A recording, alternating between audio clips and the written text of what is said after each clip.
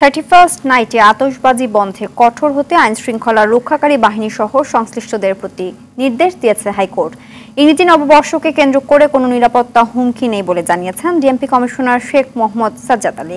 এদিকে আতশবাজি বন্ধে mobile court পরিচালনার কথা জানিয়েছেন বন, পরিবেশ ও জলবায়ু পরিবর্তন উপদেষ্টা সৈয়দা রিজওয়ানা হাসান।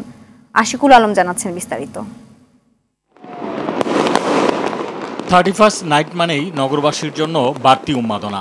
মধ্যরাতে বিকট শব্দে পটকা আর অন্ধকার আকাশের নিস্তব্ধতা ভেঙে চোখ ধাঁধানো আতশবাজির আলো বিরক্তির উদ্রেক ঘটায় শান্তিপ্রিয় রাজধানীবাসীর। আর তাই তো 31st নাইটে দুর্ঘটনা রোধে বাসাবাড়ির ছাদ ও ভবন উন্মুক্ত স্থান, পার্কে আতশবাজি পটকা ফোটানো বন্ধে কঠোর ব্যবস্থা নিতে আইনশৃঙ্খলা রক্ষাকারী বাহিনী সহ সংশ্লিষ্টদের প্রতি নির্দেশ দিয়েছেন হাইকোর্ট। হাসপাতালগুলোতে অসুস্থ রোগী, বৃদ্ধ ও শিশুদের কথা বিবেচনায় নাগরিকদের আতশবাজি না ফুটানোর আহ্বান জানান DMP commissioner. Dhaka metropolitan police traffic ব্যবস্থাপনা এবং নিরাপত্তাজনিত ব্যাপক ব্যবস্থা নিয়েছে। এই শব্দের সৃষ্টি করে একটা বিভীষিকাময় আবহাওয়ার সৃষ্টি করেন। ঢাকাবাসীর কাছে আমার অনুরোধ থাকবে যে আমরা এইরূপ কর্মকাণ্ড থেকে নিজেদেরকে বিরত রাখি।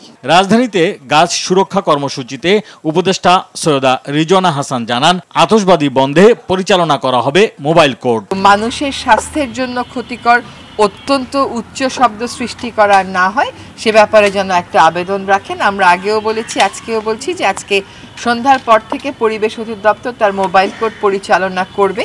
আমাদেরকে এই সমস্যার একটা দীর্ঘস্থায়ী সমাধান আসলে খুঁজতে হবে, সেটা আমরা খুঁজব।